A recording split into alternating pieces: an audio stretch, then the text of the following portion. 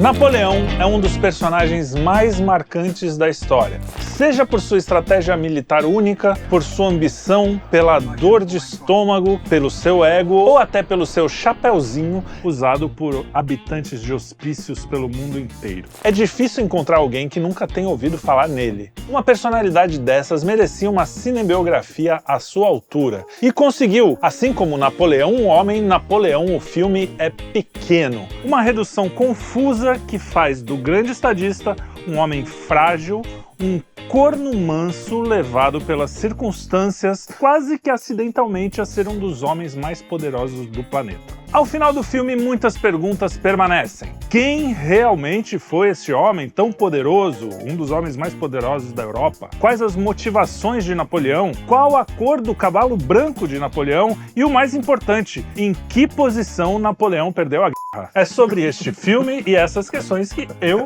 e Arthur Machado vamos falar aqui. Sirva-se com um cálice de Napoleão Brandy, que é o famoso, que não tem nada a ver com Napoleão diretamente, mas é isso.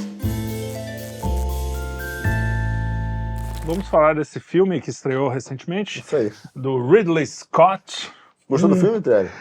Não. Achei bem... O trailer é muito mais legal. Se você quiser, assiste o trailer. O trailer é bem melhor. Aliás, esqueci de avisar que vai ter spoiler, tá? Provavelmente a gente vai falar spoilers. Então, se você não gosta de spoiler, quer assistir o filme antes, assiste. Mas esse aí nem precisa. Até porque spoiler do Napoleão. Todo mundo sabe a história do cara. Não vai mudar, né? Ele perdeu a guerra, não sei se... Perdeu uma porrada, mas perdeu. Então, a melhor parte do filme pra mim foi a sacada do ator, na verdade, porque os franceses odiaram o filme. E aí quando ele descobriu que os franceses tinham odiado o filme, ele respondeu o seguinte: pô, mas os franceses não gostam nem deles mesmos? Essa é a melhor parte. Boa. O resto é o filme. O diretor é inglês, né? Os caras não gostam muito de francês, já tem aquela rixa. É isso. Mas vale a pena ver, eu acho que vale a pena ver. Tem que ver, né? Então, tem uma versão de 4 horas pra Apple que eu não vi ainda. Mas não sei se consegue salvar, não. Não, eu veria do cinema de 3 horas, que já foi suficiente. Comendo a pipoquinha. Agora, para começar, assim, para começo de conversa, Revolução Francesa, se você não sabe o que é, nem vai saber, né? Tipo, nem passa muito passando. Eu acho que eles também não, assim, vendo ali o filme, acho que eles também não queriam explicar bem o que era a Revolução Francesa, não era o propósito. Eu acho só que eles queriam mostrar que havia eles começam, né, com os anos do terror. Sim. Então ele mostra, isso aqui tava o terror, tava mandando todo mundo pra guilhotina mesmo, o que eu até achei justo, tá, irmão? Porque muitas vezes as pessoas veem a Revolução Francesa como uma coisa suave, foi pela liberdade, né, fraternidade, igualdade, contra o poder da monarquia, do clero, do eclesiástico. E, na verdade, o cara mostra aí, pelo menos, que não era isso. Que não foi brincadeira. Não foi brincadeira. Apesar de retratar, que eu acho que ia ser no grande plano do filme, retratar um Robespierre, por exemplo, um bonachão, um gordinho bilheteiro ali, meio bobão, meio... vocês estão brigando comigo agora, entendeu? E assim como lá na frente vão retratar os grandes políticos da França, que eram grandes estrategistas, tremendos filhos da p***, né? Não pode falar. A gente põe um bico. Mas em termos de política e tal, retrataram como se fossem uns bobões, meio frouxo, né? Comedor de brioche e tal. Não é verdade. Os caras eram bons, tanto que eles eram temidos, tanto politicamente como a sua diplomacia, quanto o exército napoleônico, né? O que eu acho que mais incomodou, o filme, assim, tem algumas coisas memoráveis, vamos falar. As batalhas, por exemplo, são muito bem retratadas, achei bem legal. A fotografia, tudo. Tem uma coisa... O cavalo branco do Napoleão, que é branco no começo, pelo menos, toma um tiro bonito ali, cinematograficamente falando, mas ele... Então essa parte de luta, você meio que se coloca... Porque é interessante, né, você pensar... Hoje a gente vê muito filme de guerra, Segunda Guerra, Primeira Guerra, mas naquela época os caras tinham canhão e olha lá, né, umas arminhas, tudo meio que no mano a mano, tinha umas no meio do filme eu briguei com a minha mulher, né, que foi na hora da guerra de Austerlitz, que aliás é a melhor parte do filme. O resto eu achei tudo muito bobo, porque os caras tentam passar A minha ideia é como se o cara fizesse toda a história do Napoleão, mas muito rápido, sabe? Melhores momentos. Pum, pum, pum, tanto que um dia ele dorme bem com a Rússia, mas a gente acorda em guerra. Você não consegue entender o que houve. Eu fui traído, pronto, acabou. E não é tão simples assim. Foi o problema do cara tentar cobrir um personagem tão amplo, tão profundo, né, em tão pouco tempo de cinema. Foi um erro. Mas no meio da guerra ali de Austerlitz, quando ele dá aquele nó nos austríacos, né, que usa o lago também, né, para bombardear o lago, para matar todo mundo. E aquilo rolou mesmo. Rolou mesmo. Essa parte o cara brilhante na sua estratégia, mas aí no meio da guerra eu brinquei com ela e falei assim, cama do patriarcado agora, os caras morrendo de congelado, sangue, o cara sem braço. Falei, olha como é que era, né? Tô reclamando do patriarcado. O patriarcado te trouxe. Aliás, isso é um grande problema do filme, né? Porque trata o Napoleão, por mais que ele pudesse ter o ego frágil, que às vezes falam mesmo, que ele era um cara inseguro em algumas questões e tal. Pô, o cara não era um mané, né, velho? Porque no filme o cara é um manézão. É um cara que tá ali... Parece que tudo que acontece na vida dele é meio acidental. Até a coroa... O golpe do 18 Brumário, os caras falam, vamos lá, você não quer ir com a gente? Aí o pessoal gosta de você, vai lá. E aí depois na coroação, que tal se você fosse rei? Como se ele nunca tivesse pensado no assunto. Ele falou, é mesmo, vamos... Tem outras coisas da fraqueza dele. Essa história dele com a Josefine é muito exagerada no filme, ela é central no filme.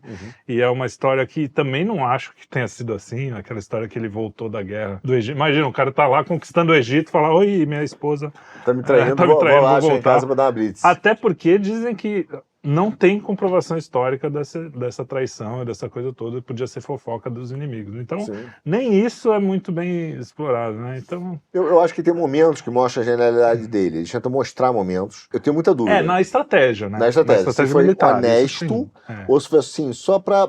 Porque, veja, qual o problema da mentira? Se você conta uma mentira bruta, totalmente bruta, as pessoas acreditam. Se você conta uma mentira, mas recheada de verdades, isso que você está em dúvida que é mentira, de repente fala, não, cara, isso aqui é verdade, isso aqui deve ser também. Né? Então, quando eles colocam, por exemplo, logo no início, a ascensão do Napoleão como um grande estrategista, que a França estava cercada pelos ingleses naquela primeira batalha, e que ele falou, você quer tirar os caras, vamos tomar primeiro o forte, né? Mostra como ele tomou rápido, e ele foi promovido a general por isso, aquilo ali é verdade. Agora o resto, você começa a dizer, Austerlitz, verdade.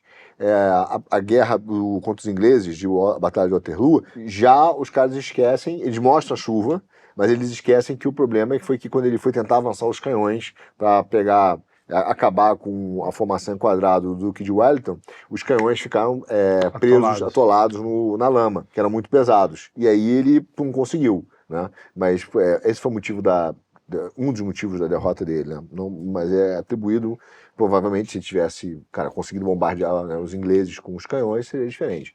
Então, mas aí eu fico olhando e falo assim, cara, então esse lado que parece que ele é um grande estrategista, por outro lado, remonta uma vida pessoal frágil, um homem bobo, um cara o que eu li de Napoleão, de biografias e de história, não tem a ver com isso, cara, entendeu? Inclusive, quando ele se coroa rei, mostra como um cara, imperador, né? Como ele realmente tinha essa ambição, ele não deixa o Papa da mão coroar do Papa, e fala, eu sou esse cara, entendeu? E eu acho que, de fato, ele sempre quis fazer, que era uma ideia da Europa, era fazer a grande Pax, né? Aliás, a ideia do mundo, teve a Pax Romana e tentou fazer a Pax Napoleônica. Isso é tratado no filme, mas não passando, que é o erro. Mas a impressão que dá no filme é que assim, olha só, eu só queria a paz, mas aí eu vou lá e mato um monte de gente, o genocídio, mas nem fala ele como um genocida, como um cara meio... Ele devia ser um pouco frio, né, pra fazer as coisas que ele fazia. Não pode ser um cara... general, Eles colocam na boca dele, falando pra Josefine, sem você eu não existo, eu não sou ninguém. É um negócio cafona, inclusive, cinematograficamente falando. Aquelas cenas de sexo que é pra mostrar, olha só como ele era um animalzinho que só queria trepar. E não... não tem... É um personagem completamente plano, né? Sendo que, é uma das personagens da história mesmo, mais profundas, tem várias camadas num cara como esse, né? Sim. Um cara que foi quase o rei da Europa, né, praticamente. A própria cena que ele tá com os grandes... que ele volta do Egito, e que ele é acusado de deserção. Aliás, ele não bombardeou as pirâmides, que é um erro histórico, que poderia até ser uma licença poética. mas não bombardeou, e é uma das cenas mais legais, pô. Você fala, caraca, ele bombardeou. É isso. Eu acho meio, né, é muito pra ser uma licença poética, mas tudo bem. Só aspas, é isso, mas então, quando ele volta do Egito, é que ele tá com os grandes políticos, né, franceses, e que, pô, tem livros e são citados em inúmeros trabalhos de política, de ciência política, como grandes estrategistas, e os caras cobram dele a deserção, ele faz um discursinho meia boca, tipo, olha, eu conquistei, você estava aqui, eu peguei a França quebrada, transformei a França, e sabe, os caras falam, tá bom, ufa. Quer dizer, ficou meio coisinha de americano, infantil, sabe, que gosta de sentar, fazer um discursinho de uma lição de moral, prometer um futuro ali e as pessoas... A Greta, né? Tipo a Greta. Como se ele fosse uma Greta que sabia guerrear. How dare you? Aí, entendeu? Então é bobo, mas abre pelo menos ali, acho que pelo menos abre uma porta por curiosidade, o cara que quer realmente estudar sobre o caso, sim, a personagem, estudar mais e falar assim, cara, esse cara é brilhante, né? Ele influenciou, a verdade é que ele influenciou o mundo. Depois, não tem como. O Congresso de Viena vem exatamente da confusão que ele arrumou, né? Aliás, também tem isso, né? Primeiro, separar a Revolução Francesa depois, que foram 2 momentos. Tanto é que não, isso eu vou falar no Você Sabia, eu vou deixar para depois. As pessoas tinham uma certa esperança na Revolução Francesa de fora da França, né? Achavam, nossa, que bonito. Como até hoje, né? Um resquício do iluminismo, né? As pessoas falam, é liberdade, que nem você falou, liberdade, fraternidade. E aí, quando chega Napoleão, também tem uma mistura de sentimentos. Tem gente que acha ele o máximo. Ele vai organizar aquele negócio que tá uma bagunça, outros acham que ele é um carniceiro mesmo. Então, essa coisa toda, nada é mostrado no filme. Tem um aspecto ali que eu fiquei muito na dúvida de qual é a intenção real da Apple. Porque a Apple que fez o filme, né? Teve até um susto, eu não sabia. Eu soube no cinema. Apple. Mas, que é a seguinte, quando você vê a Revolução Francesa, você vê que logo depois, mesmo depois do estado do terror do Robespierre, que aliás, ele criou uma lei chamada Lei Prairial 22, que aboliu, na época, o direito à defesa. Então você não tinha direito à defesa. Então ele fazia as condenações, não era só que era um terror e mandava guilhotinar os caras, eles faziam um processo rápido, célere, entendeu? Você não tinha direito à defesa. Ainda bem que só aconteceu lá. Só aconteceu lá, né? Não acontece mais, não é à toa que aí eu acho que não é à toa que vários sistemas jurídicos do mundo, não é o caso do Brasil, se inspiraram na Revolução Francesa, né? Falaram, pra que direito à defesa? Né? Pô, você vai ser condenado. Mas quando o cara tá ali, veja, eles mostram que na manhã seguinte mesmo da Revolução existe a saudade ainda pelo Império. Sim. Ele sente saudade do rei. Tanto é que tem uma mini revolta ali que ele bombardeia na cara dura. Né? Isso, eles têm, né? Eles tentam. E mesmo depois, que até retratam de uma forma super infantil a queda da Bastilha, como se fosse... Cara, foi uma das piores cenas do filme, a queda da Bastilha, considerando os relatos históricos que você lê. Cara, que foi um negócio muito mais violento, né? Sangrento. Não foi, ele abre a porta, aí sai todo mundo correndo pra pegar o resto de comida. Parece a abertura do Enem, né? É isso. Do portão do Enem. Cara, inacreditável. Não sei se acabou o orçamento, os caras gravaram por último, falaram, galera, esquecemos de gravar. Acontece aqui às vezes, a gente esquece de gravar, fala, volta, esquecemos de gravar isso. Tal. Então meio assim, rapidinho, 5 minutos, precisamos gravar a queda da Bastilha. Mas foi muito ruim, muito ruim. A cena, enfim, foi fraca, né? Não teve nada. Mas veja, ali você vê que todo o tempo existe uma saudade, uma necessidade do Império. Eu tenho dúvida porque a Apple, em todos não foi só no Napoleão, né? Mas todos os outros, inclusive ela retratou o Duque de Wellington como se fosse um trouxa. Sim. O russo, acho que esqueci o nome dele agora. Não, Alexander é o... Vladimir, não. O russo deve ser Vladimir. Todo russo é Vladimir, quase. Todo russo bom é Vladimir. Brincadeira. Mas Vladimir, todos os reis ali eram meio bobocas. Né? Até o Duque de Wellington era meio boboca. E aí eu tenho dúvida do qual é a mensagem disso, porque a realidade que a Europa também enfrenta hoje, que não é só a Europa, acho que é um sentimento do mundo, é que a democracia como um todo falhou na sua forma de representatividade. Ou seja, corromper a democracia para utilizar um outro sistema. Então, eu sempre digo isso hoje em dia, se você acha que não tem um clero coordenando o topo da sociedade, Tem. Só que o clero secular hoje em dia, né? Exato. São juízes, é a mídia, mas tem o equivalente a um clero numa O religião. ambientalismo é a religião, o Gaia é o deus. Tem, cara, tem. E a aristocracia é o segundo nível também da sociedade. E tem a gente, que é o terceiro nível. Então a gente é igualzinho na França, só que mudou só o clero, né, para um clero secular. Mas por que a Apple faria Porque eu acho que ela fez uma propaganda de que os impérios são muito por reis bonachões, que vivem nababescamente e que são fracos e no fundo só querem beber, comer. Você vê que pouquíssimos caras realmente iam pra batalha. São todos fracos e bobões. Né? O próprio Duque de Wellington, né? Isso. O Biff Wellington vem os cozinheiros não estão aqui. O Biff Wellington, será que vem deste Wellington? Mas parece será que o bife a cavalo veio do cavalo Napoleão que morreu? Né? Não sei. Botou o ovo em cima e...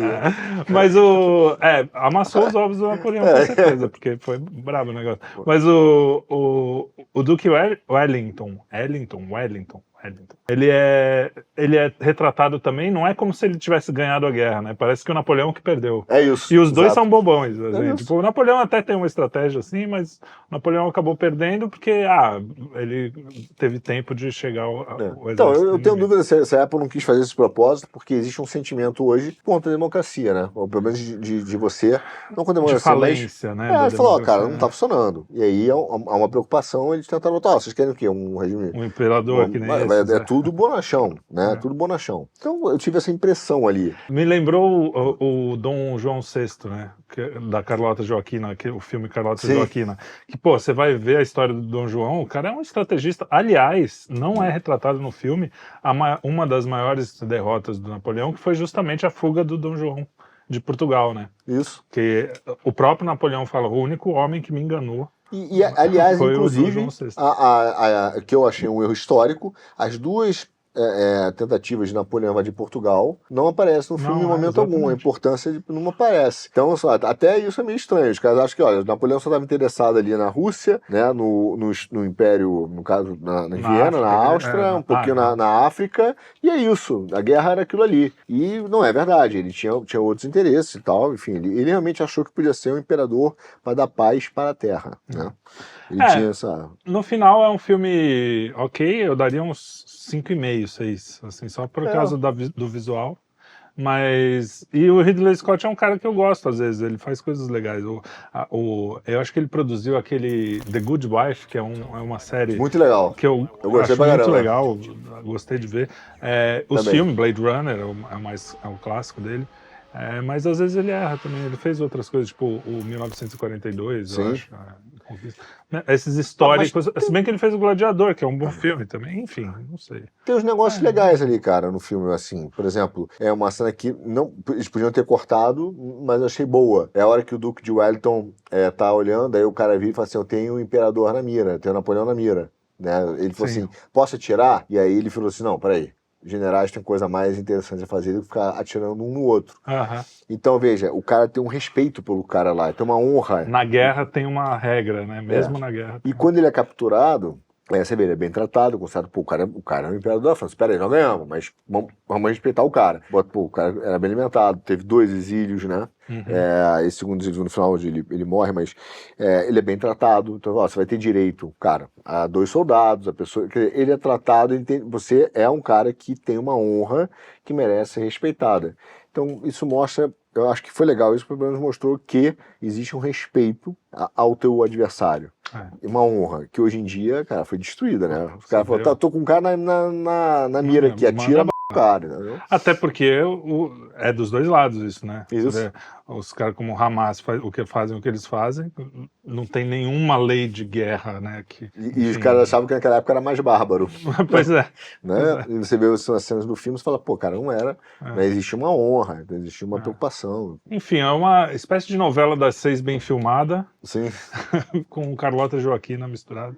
Enfim, mas assim, quando tiver na TV, vocês assistam, porque vale pela curiosidade.